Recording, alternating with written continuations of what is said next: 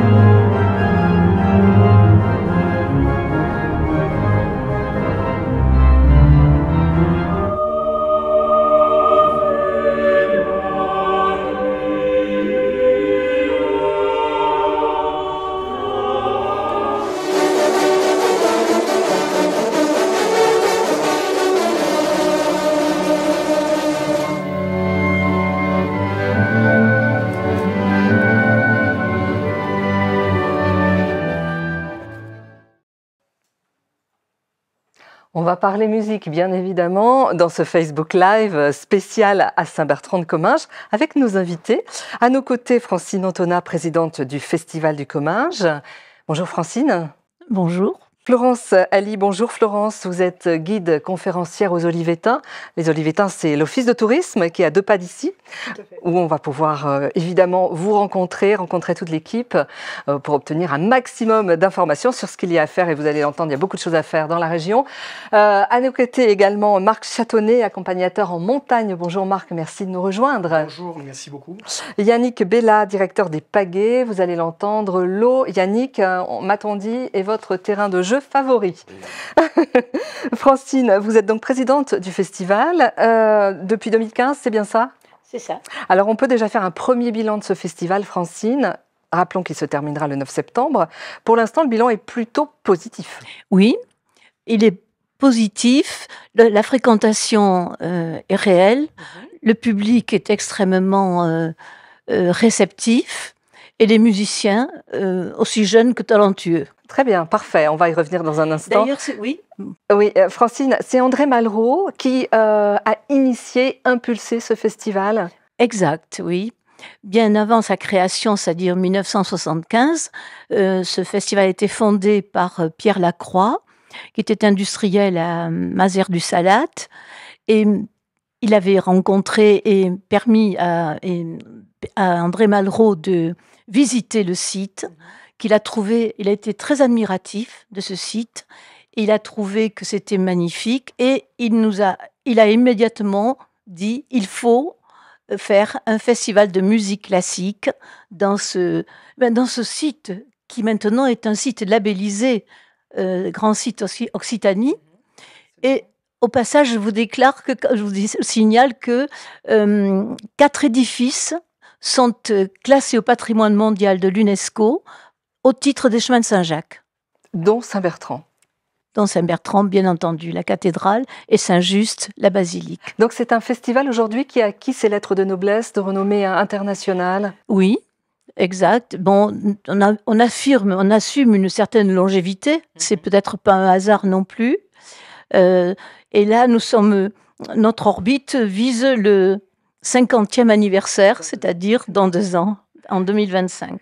Et Francine, vous êtes plutôt satisfaite également de la fréquentation, hein, vous le disiez il y a un instant, mais c'est également un nouveau public qui s'intéresse à la musique classique. Voilà, depuis 2-3 ans, nous constatons qu'il y a des gens plus jeunes, il y a, disons, ça se renouvelle. Vous savez, la relève est là aussi, hein, chez le public, comme chez les musiciens, comme chez les organisateurs. Et ça, c'est réconfortant, bien entendu. Voilà. Donc, c'est vrai, on constate que il y a une sorte de rajeunissement, hein, et ça, c'est un point très positif. Parce que l'objectif, c'est d'ouvrir la musique classique à tous. Oui, notre ambition au festival, c'est tout de même de montrer que la musique classique est capable de rassembler. Et maintenant, nous avons aussi, ça se renforce par une nouvelle donne, c'est-à-dire faire découvrir la musique classique et la faire aimer au plus grand nombre, quand c'est possible. Et là, on s'appuie sur la charte des droits culturels de la personne. Donc, vous voyez, le programme est riche. riche, absolument. Riche. Tout à fait. Alors, on va revenir dans un instant peut-être sur le programme, sur ce qui nous attend. Aujourd'hui, nous sommes le 17 août et le 24 août, avec des événements un petit peu exceptionnels. Parmi les invités, il y a quelqu'un que vous teniez à nous présenter, Francine, et nous aussi d'ailleurs. C'est le directeur artistique du festival, Victor Julien Laferrière. Écoutez, regardez, il a tenu à nous offrir ces quelques notes.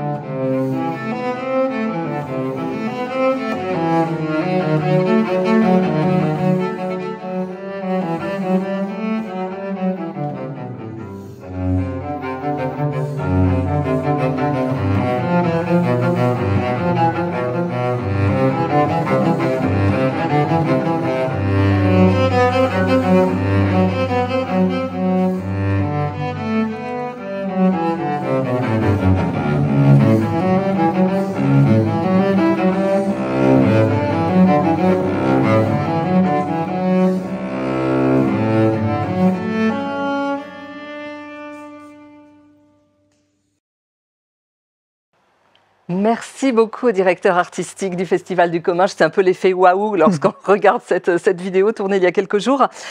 Florence, vous êtes ici, vous habitez ici presque. J'habite ici. On peut le dire, aux Olivettins, donc l'office de tourisme de Saint-Bertrand. On le voit, le cadre est très inspirant. Vous êtes guide conférencière, Florence. Vous connaissez donc bien Saint-Bertrand. Ce festival, c'est un véritable moteur pour vous? Ah oui, oui, tout à fait, effectivement. C'est de nombreux visiteurs qui viennent pour le festival, hein, pour les concerts, et qui vont venir soit pour passer la journée sur le site, mais aussi pour passer plusieurs jours, qui vont dormir sur place et donc en profiter aussi pour visiter donc, le site, les alentours et aussi se balader. Absolument, il y a beaucoup de choses à faire ici. Aux Olivettins, on peut obtenir toutes les informations, bien évidemment, sur les randos, toutes les balades. On va y revenir avec quelques petits coups de cœur que vous allez nous livrer. Qu'est-ce qu'on peut trouver d'autre ici, j'allais dire, à Saint-Bertrand? Qu'est-ce qu'on peut faire concrètement? Alors beaucoup de choses. Déjà, on a effectivement toutes les visites, historiques, hein, ce pourquoi, Saint-Bertrand est connu. Tout le patrimoine entre la cathédrale, la basilique Saint-Just, Qui se trouve juste en bas. donc qui se trouve effectivement à 1 kilomètre. Le site antique aussi, parce qu'on oublie un peu trop souvent qu'avant la période médiévale, on a d'abord une ville dans l'Antiquité, qui comptait entre 5 et 10 000 habitants. Donc il reste, pas mal de vestiges. Mais c'est aussi, Saint-Bertrand, beaucoup de randonnées. C'est toute la nature est faite pour ça, ici. Donc il y a beaucoup de chemins de petites randonnées, donc il y en a vraiment pour tous les niveaux, hein. La petite randonnée pour, la famille, avec des circuits, qui se font 2h30 à peu près. On a des randonnées un peu plus costauds avec, du dénivelé et puis aussi des itinéraires, au long cours, qui permettent, de marcher sur plusieurs jours, hein. Donc je pense notamment au GR 861, donc via Garona, le GR 78, la voie du Piémont aussi, qui arrive de l'Ariège et qui va vers Lourdes ensuite. Donc tout ça passe ici à Saint-Bertrand. De belles idées, Oui. oui. Oui. Notez bien tout ça, effectivement, et on peut aller vous rencontrer pour obtenir Tout à fait. toutes les On est informations, ouvert les tous les parcours, jours. les guides, voilà, etc. On peut randonner, donc on l'a compris, on peut faire du vélo aussi, on va y revenir, mais on peut aussi faire des choses un petit peu plus, allez, on va le dire, Marc, sportives. Vous êtes accompagnateur en montagne et vous avez créé Pyrénées Exploration et vous proposez des randonnées aquatiques. Qu'est-ce qu'une randonnée aquatique, Marc? Alors le but effectivement de ces randonnées, c'est de pouvoir sortir effectivement les gens qui sont en Haute-Garonne ou qui sont vacanciers sur place au pied des Pyrénées ou dans les Pyrénées, de leur proposer de sortir des sentiers battus. Donc à ce titre, j'ai créé donc ces parcours Aventure Aqua qui consistent effectivement à découvrir de magnifiques torrents avec leur nature exceptionnelle. On va aller un petit peu rencontrer ce que j'appelle la petite Amazonie de Haute-Garonne. Voilà, très jolie, donc un dépaysement total avec des eaux magnifiques et des petites rapides, donc des eaux cristallines, des vasques. On a aussi un décor exceptionnel par la forêt qui est tout autour. Et aussi un bestiaire assez insolite que l'on trouve au contact effectivement de ces eaux fraîches de montagne, quoi. Le but, c'est de pouvoir accueillir tout le monde, tout le public, de se retrouver en famille aussi ou entre amis, de partager un bon moment sur 1h30, 2 heures de temps, là, avec parfois les pieds dans l'eau. On remonte donc un magnifique torrent ou plusieurs torrents que l'on a dans la région et c'est vrai que ça va rester un moment inoubliable pour toutes les personnes puisqu'elles vont vraiment trouver le cadre idéal déjà pour se dépayser et puis pour découvrir une nature encore sauvage. Surtout, Absolument, hein. et c'est l'occasion aussi de parler de cette richesse de tout l'écosystème.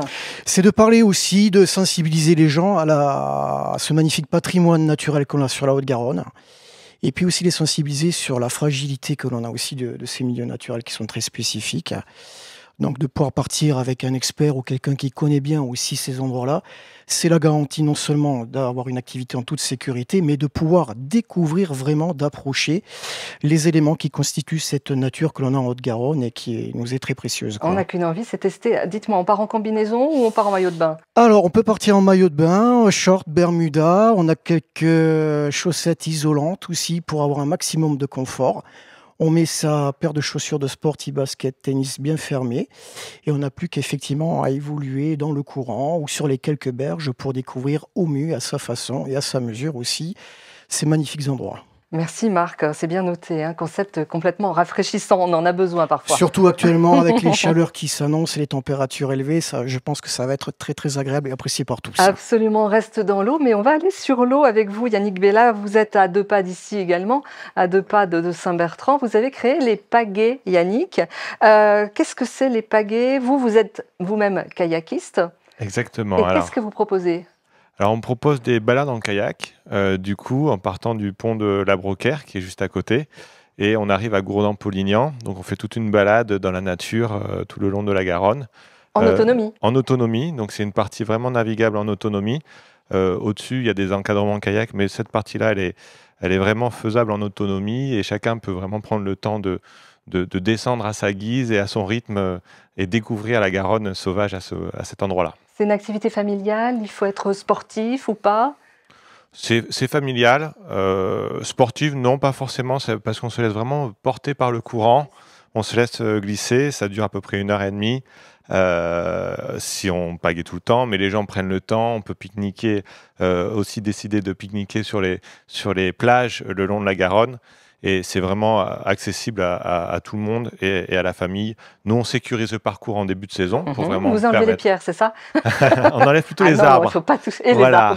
arbres. Des fois, il y a des arbres en plein milieu de la rivière. Alors, on fait attention de choisir ce qu'on enlève, ce qu'on laisse glisser et comment on l'enlève pour pas gêner justement toutes les activités qu'il pourrait y avoir ensuite par la suite. Mais on sécurise cette partie-là pour nos clients. Et le départ se fait ici. Après avoir visité le Saint-Bertrand de Comminges, on peut partir avec vous. Exactement. Je trouve que c'est vraiment une complémentarité qui peut y avoir entre ce lieu magnifique, enfin nous on adore aussi, et puis découvrir vraiment l'aspect sauvage à 2 pas. Hein. On est à 3 minutes d'ici, vraiment au pied, et découvrir vraiment, voilà, se mettre dans un autre univers, un univers très sauvage. Cette partie de la Garonne, elle est vraiment, nous on l'adore, elle est vraiment magnifique.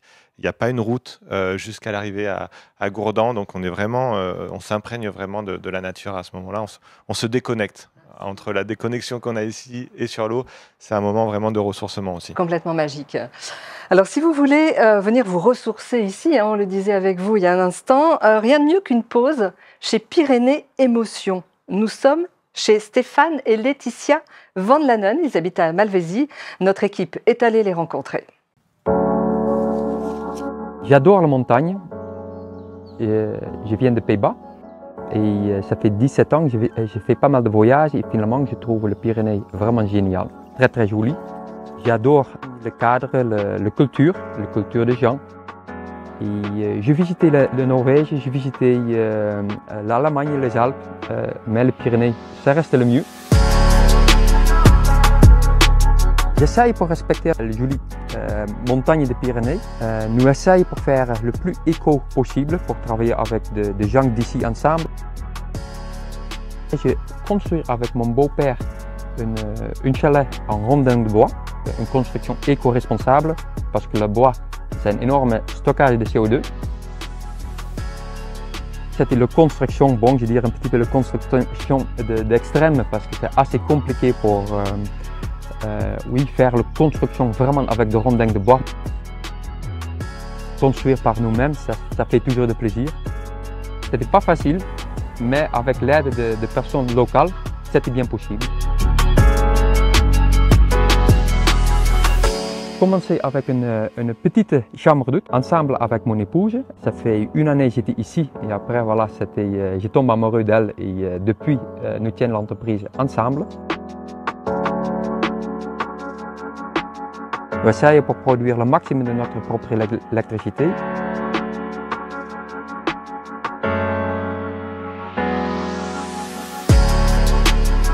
Nous avons 5 chambres d'hôtes.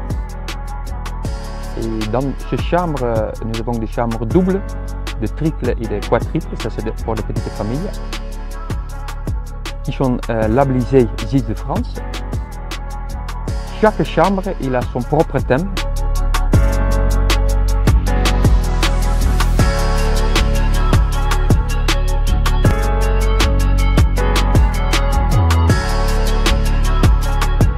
Je m'appelle Stéphane, une très bienvenue au Pyrénées Émotion, une très bienvenue dans notre chambre d'hôte ou dans notre chalet.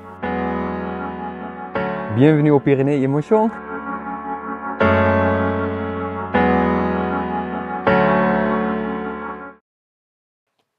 Magnifique, magique, voilà qui nous donne envie effectivement de venir passer quelques jours ici. Francine, c'est vrai que c'est un lieu absolument magique. On revient avec vous sur le festival du Comminges, c'est la 48e édition. Francine, vous avez tenu à rendre ce festival le plus accessible possible, avec des concerts un peu événements, on peut dire ça comme ça, le 17 août et le 24 août. Ils seront retransmis sur écran géant pour permettre à chacun d'entre nous de pouvoir entendre et voir l'organiste. Effectivement, c'est un souci que nous avions depuis longtemps, mais que nous n'avions pas pu réaliser. Or, L'organiste, enfin, grâce à ce système, va pouvoir être vu par le public et il y aura le lien automatiquement. À partir du moment où on voit l'organiste, où il explique ce qu'il fait et l'œuvre qu'il interprète, euh, tout est projeté sur des écrans dans divers points de la cathédrale, ce qui fait qu'il n'y a pas beaucoup d'angles morts et ça permet au public vraiment de se rapprocher pour de bon de l'organiste, alors qu'autrefois on ne le voyait jamais. Exactement, caché, oui, tout à fait. Alors, il y a l'organiste, il y a le métier et il y a également cet orgue qui est assez exceptionnel. Oui, alors effectivement, c'est un vrai joyau. Hein, ce buffet Renaissance qu'est l'orgue de Saint-Bertrand de Comminges. Ce buffet, date de 1550. Alors évidemment, l'instrument, lui, il est beaucoup plus récent, vous en doutez, parce qu'il a fallu le restaurer. Il ne reste pratiquement plus rien des touches de la Renaissance ou autre. Donc l'instrument actuel est un instrument, je dirais, moderne. Tout à fait, voilà, et que l'on peut visiter. On va en parler dans un instant, peut-être avec Florence. Ah, ça, vraiment, si vous pouvez le visiter, c'est merveilleux. Surtout quand on est au niveau de la tribune de l'organiste, on a une vue sur la cathédrale gothique. Cette cathédrale que André Malraux avait beaucoup admirée, hein, et vraiment, on peut presque l'entendre le dire quand on a cette vision, ça c'est clair. Donc ce soir, c'est Thierry Esquèche qui va être à l'orgue. C'est un très grand compositeur, c'est un très grand organiste, un grand improvisateur. Et je n'exagère pas hein, quand je dis grand, vraiment. C'est un représentant de l'orgue à notre époque exceptionnel. Il est aussi membre de l'Académie des Beaux-Arts et il va nous offrir ce soir le concert qu'il a décidé, avec Victor Julien Laferrière, de nous donner. Et qui sera donc retransmis sur écran géant. Oui, effectivement. Il y a à peu près 3 à 4 écrans qui sont répartis dans la cathédrale. Francine, une question peut-être un peu personnelle. La musique classique, pour toutes les oreilles, la musique classique pour tous, c'est votre rêve aussi, oui, bien évidemment. Bien sûr. Vous militez pour ça. Est-ce que la musique classique a un fort pouvoir, allez, on va parler un peu franglais, de musique feel good, c'est-à-dire la musique qui fait du bien? Absolument. Justement, c'est un des aspects que nous voulons développer, c'est les bienfaits de montrer les bienfaits de la musique. Bien, sur tout le monde, elle fait du bien à tout le monde, elle permet de transcender les souffrances pour ceux qui sont accablés par des souffrances. La médecine le prouve d'ailleurs. Bon, elle atténue, elle adoucit les chaos de la vie, et Dieu sait s'il y en a. Bon, et en fait, elle fait appel, elle est nécessaire pour notre imaginaire et pour notre équilibre. Oui, voilà. Complètement. Donc c'est un aspect qu'on voudrait développer. Bon, le message est passé. Voilà. Le message est puissant, le message est passé. Ce que je peux dire, c'est que notre festival est un festival résolument tourné vers l'avenir. 50 ans, dans 2 ans. D'accord. Et vous préparez la fête. Rendez-vous pris. Allez, on sera là. Florence, alors ici, bien sûr, il y a la visite du cloître, la visite de la cathédrale, la visite de la basilique, bien évidemment. Juste un petit mot sur l'orgue, on peut visiter ou c'est vraiment non, l'orgue, VIP c'est VIP. Moi, j'ai eu la chance d'y monter une seule fois. Et c'est vrai que c'est une visite vraiment... on ne l'oublie pas. On ne l'oublie pas, c'est clair. Mais non, sinon, l'orgue, il se voit d'en bas. Le côté nature ici est très très puissant. On peut parler de carrefour des itinérances Saint-Bertrand. Qu'est-ce que ça veut dire carrefour des itinérances? Parce qu'effectivement, on a énormément de sentiers en fait qui se croisent ici. Donc je parlais tout à l'heure du GR78, GR861, donc Via Garona et Voie du Piémont. Mais aussi on a les itinéraires cyclables, notamment la Transgarona, qui arrive aussi de Toulouse et qui va jusqu'à la frontière espagnole aujourd'hui. Donc tout ça se croise ici à Saint-Bertrand et c'est pour ça qu'on peut vraiment parler de carrefour des itinérances. Alors quand on vient vous voir aux Olivetins, vous nous donnez des bons conseils, des bonnes idées. Qu'est-ce qu'on peut trouver chez vous par exemple? Alors toute l'information touristique, effectivement, donc pour la visite du site, du territoire. mais plus largement aussi du département. On peut vous donner aussi nos coups de cœur, puisqu'on connaît quand même bien le territoire. Ah ah. Et puis aussi, vous trouvez une salle d'exposition avec une exposition en ce moment d'art contemporain. C'est un collectif, Mardi Gras. Ils peignent à 3 sur l'étoile. C'est une exposition qui est très intéressante à voir, à découvrir. Et surtout, on a une librairie boutique qui est avec les produits, qui présente les produits de Haute-Garonne et qui est remarquablement bien fournie. Des circuits ultra courts, hein. Oui, oui, tout à fait, hein. On le voit avec la petite sélection que l'on a ici, hein. Effectivement, on va trouver des produits qui sont fabriqués sur le territoire à proximité. On essaye vraiment de favoriser le produit local. Merci beaucoup, Florence. Marc, on adore la couleur de votre t-shirt, vert comme la nature. Vert comme la nature, effectivement. Et c'est vrai qu'à partir de ce cadre prestigieux que nous avons de Saint-Bertrand-de-Comminges, on a les Pyrénées qui sont juste à côté. Ça nous offre évidemment des possibilités de sortie, de découverte absolument géniales, quoi. Il faut dire les choses telles qu'elles sont. Vous avez un coup de Pour tous cœur les goûts. à partager? Ah, un coup de cœur, c'est vrai que si je vais vous parler sans doute, c'est bientôt la saison. À partir de la fin septembre et début octobre, on a le brame du cerf là, qui va se manifester. D'ailleurs, à ce titre-là, j'ai amené donc un bois Non, de mais cerf vous pour n'avez pas, vous illustrer. n'avez pas tué. Non, je vous rassure, Ah. tout va bien. Il n'y a rien à craindre à ce niveau-là. Pour illustrer effectivement ce que porte le cerf en termes de parure sur sa tête, C'est un bois. un bois. Donc souvent les gens confondent ça avec des cornes, ça n'a absolument rien à voir. Le but de ces sorties, c'est de créer effectivement des micro-aventures ou des sorties à but écotouristique pour faire connaître aux gens qui habitent en Haute-Garonne ou pour les vacanciers cette formidable nature qu'on approche de chez soi, de son lieu de vacances, quoi.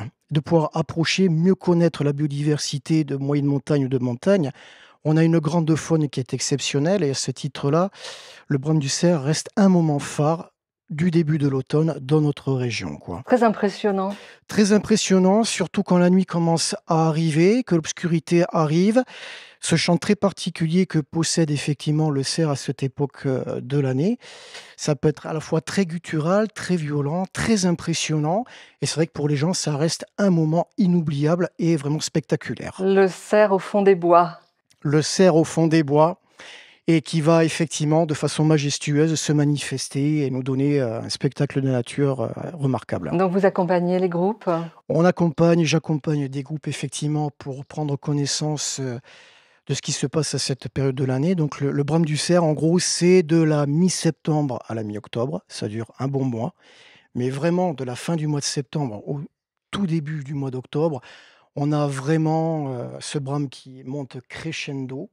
Et juste à côté de Saint-Bertrand-de-Comminges, sans aller bien loin, justement, ou au pied des Pyrénées, en zone Piémont, on a des secteurs qui sont très favorables, justement, pour approcher les animaux, je précise, en toute sécurité, parce qu'on ne peut pas se permettre non plus de faire n'importe quoi.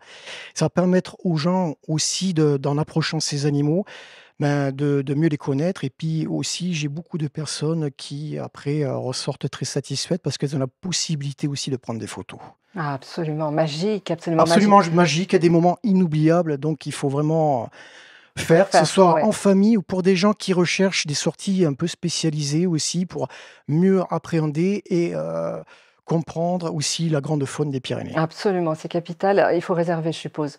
Il y a beaucoup de C'est demandes. préférable de réserver et c'est vrai qu'on se fera un plaisir à Pyrénées Exploration d'accueillir les personnes pour leur donner donc les meilleurs conseils, les dates bien sûr, et pouvoir réserver en toute tranquillité. Bon, vous réservez en disant que vous avez regardé l'émission du Facebook Live de Haute-Garonne Tourisme. On fera une On réduction. va dire ça. Allez, on peut toujours proposer une réduction, pourquoi pas. Yannick, alors vous êtes ingénieur en sciences et technologies de l'eau, vous avez créé les pagaies et vous avez donc une parfaite connaissance de nos rivières, de l'écosystème. Ce sont des thèmes que vous abordez avec les visiteurs? Alors, c'est des thèmes qui peuvent être abordés lors des descentes en kayak, si elles sont encadrées. On ne fait pas forcément des descentes encadrées, ça dépend des groupes et des personnes et des choix des personnes, on peut en parler. Là, dernièrement, on a travaillé avec la Maison des Sources qui est au niveau de la Barousse pour réfléchir et on est en train de mettre ça en place sur Le programme sur une journée de réflexion autour du captage des sources, qui est quand même un gros captage et très ancien au niveau de la Barousse, et qui, moi, m'intéresse et me passionne particulièrement.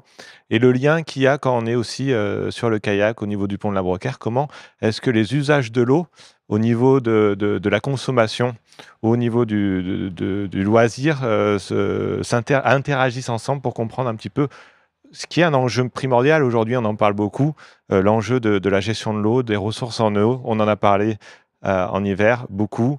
Ça va revenir parce que les problèmes ne sont pas réglés, sont devant nous. C'est des challenges, je ne veux pas dire forcément des problèmes, mais il y a des choses à faire. Nous, on veut aussi intégrer ces questions-là pour permettre aux personnes qui viennent nous rencontrer de comprendre ces enjeux-là et d'avoir des clés de compréhension. Alors de par votre métier, votre formation, donc ingénieur en sciences de l'eau, et le métier que vous exercez pendant l'été, en fait, vous avez les pieds et les mains dans l'eau quasiment toute l'année. Oui, c'est ça. C'est vrai que j'ai la chance d'être kayakiste, donc moi j'ai une formation d'ingénieur et je suis consultant à côté de ça en gestion de l'eau l'hiver et l'été. C'est vrai que j'aime aussi être dans l'eau, au contact le plus proche de l'eau pour à la fois avoir un petit peu la tête dans les calculs dans certains côtés quand on pense un petit peu à une réflexion un peu globale des enjeux de l'eau, mais aussi d'être dans la matière l'été avec le kayak et de vraiment m'apercevoir de ce qui se passe au plus proche du milieu. Plutôt sympa comme matière. Ouais, passionnant. Passionnant. Passionnant. Et vous organisez donc un petit food festival. Alors c'est pour parler de l'écosystème, de l'eau, pour parler de toutes ces pratiques? Ouais, en fait, on a voulu faire un petit événement là, à la base de kayak, donc à partir de demain, pendant 6 jours, le soir, pour prolonger un petit peu les plaisirs du coin, pour un événement plutôt familial qui s'adresse à un public qui vient beaucoup aussi à la base, mais aussi qui est autour de notre base, pour avoir un événement à partir de 16 h avec un espace jeu pour les enfants, un atelier de lecture aussi, voilà, et puis il y aura une petite restauration, une petite buvette avec de la petite restauration bio et locale aussi, puisqu'on veut vraiment mettre ça en avant, s'intégrer dans cette richesse locale. Pour nous, c'était important aussi. Puis à partir de 20 h 30, des projections de films en plein air pour les familles, enfants et parents, sur la conscience écologique et un petit peu ce qui nous entoure, la richesse qu'on a autour. Donc on a choisi des dessins animés qui permettent à chacun de s'y retrouver et puis en lien avec l'environnement. Merci beaucoup, merci Yannick. Alors le sport pour être en forme et une bonne alimentation, c'est le secret du bonheur, on pourrait dire, hein, c'est presque ça. Émilien Bergès l'a bien compris, cet ancien cycliste professionnel cultive son jardin à la ferme Saint-Just de Val-Cabrère, c'est à 2 pas d'ici. On part visiter son jardin. Suite à une reconversion peu commune de cycliste professionnel, je suis devenu agriculteur. J'ai repris l'exploitation familiale, c'est la 4e génération.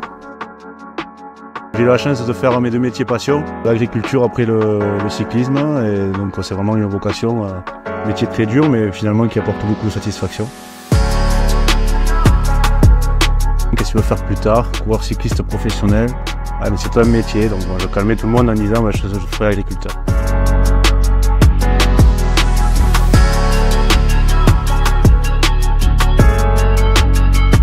Nous sommes 5 sur l'exploitation toute l'année.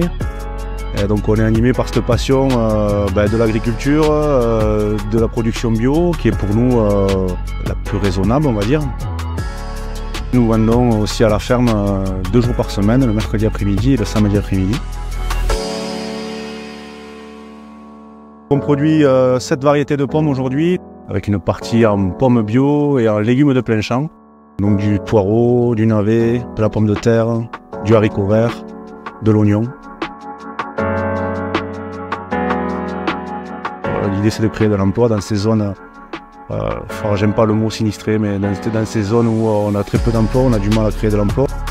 Retisser un lien, une vraie toile dans ces lieux. Aujourd'hui le consommateur a envie d'aller directement vers le producteur, essayer d'arriver à toucher les particuliers avec un prix de gros. Je suis agriculteur, maraîcher arboriculteur sur la commune de Val-Cabrère.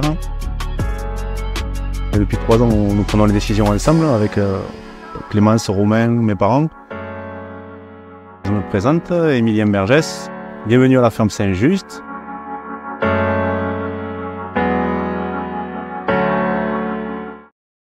La ferme Saint-Just à Valcabrère, et on peut vous dire, on a goûté l'excellent jus de pomme. On ne vous en dira pas plus. D'ailleurs, j'espère que Clémence, qui se trouve dans le public, a amené du jus de pomme. Petit message personnel. Florence, on peut venir vous voir bien évidemment à Saint-Bertrand et autour. Il y a des rendez-vous à ne pas manquer dans les semaines qui viennent. Oui, bien sûr. Le samedi 26 août, c'est le festival 31 notes d'été, ici à Saint-Bertrand. Donc 31 notes, ce sont des concerts qui ont lieu partout en Haute-Garonne. Donc là, le 26 août, ce sera à Saint-Bertrand. Le concert est à 17h. Enfin, c'est un spectacle, hein. C'est pas vraiment un concert, c'est un spectacle chorégraphique. Mais il y a des animations toute la journée, donc on peut venir passer la journée sur le site. Et puis ensuite, le 16 et 17 septembre, ce sont les journées du patrimoine. Donc le rendez-vous incontournable donc pour venir ici à Saint-Bertrand et bénéficier d'une visite ici de la cathédrale. Voilà, tout à fait, de très très bons conseils que l'on va suivre. Francine, un dernier mot peut-être pour venir au festival du Comminges. Merci. Simplement vous signaler les prochains concerts dont nous avons parlé de celui d'aujourd'hui, mais le 24 août, il s'agit d'un concert d'orgue et violon, toujours en vidéoprojection, avec Thomas Hospital et Guillaume Chilem.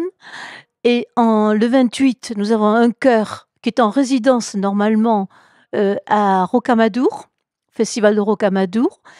C'est le chœur Las Portelles, qui sont très très beaux. Et puis la clôture traditionnelle avec les trompes le rallye du Comminges qui est offert à tout le monde, au public, pour clore ce festival. Merci beaucoup Francine. En 2 mots, Marc, Yannick, donnez-nous envie de venir vous voir. Et dans le Comminges plus particulièrement. Tout simplement, je dirais aux gens qui soient de la Haute-Garonne ou en vacances dans le secteur, de bien profiter effectivement de toutes ces merveilles, aussi bien culturelles, historiques que naturelles que nous avons dans ce magnifique département de la Haute-Garonne. En ce qui me concerne, donc, ne pas oublier plutôt de réserver quand même un petit peu à l'avance les différentes activités qui sont proposées. Sur votre site On internet. peut aller donc sur le site internet de Pyrénées Exploration, voir sur celui du département également, en ce qui concerne le comité départemental de tourisme. Haute-Garonne Tourisme. Haute-Garonne Tourisme, je précise bien. Et à partir de là, on se fera un plaisir d'accueillir toutes les personnes qui le souhaitent pour leur montrer les merveilles de la nature et de ce patrimoine naturel que l'on a à côté Saint-Bertrand-de-Comminges ou bien sûr sur le massif pyrénéen. Yannick, qu'est-ce qui vous plaît le plus ici? Moi, c'est la nature, l'eau, le contact.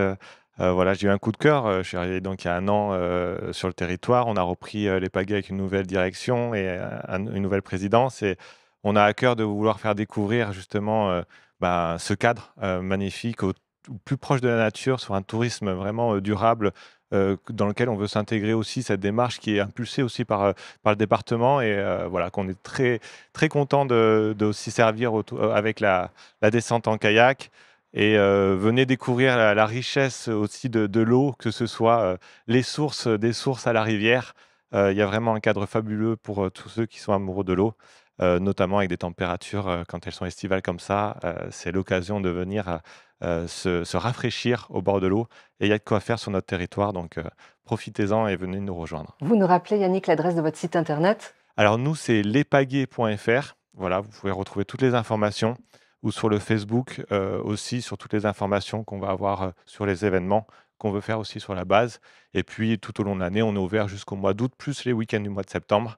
Donc, on va essayer de laisser encore durer ce plaisir pour permettre à tout le monde de venir profiter et découvrir la nature au plus proche de l'eau. Merci beaucoup, merci à vous, merci pour votre sourire, merci pour votre enthousiasme. Gardez justement cette envie de partager. On partage avec vous, on partage sur les réseaux sociaux cette émission, ce live, ce Facebook Live que vous pouvez retrouver sur tous les réseaux sociaux de Haute-Garonne Tourisme. Merci à toute l'équipe, Corinne, Chloé, Frédéric. Alors, on vous donne rendez-vous le 5 septembre, prochaine émission. À Villaudric, on parlera œnotourisme autour des vins de Fronton et on parlera également rugby. Nous serons à 3 jours de l'ouverture de la Coupe du Monde.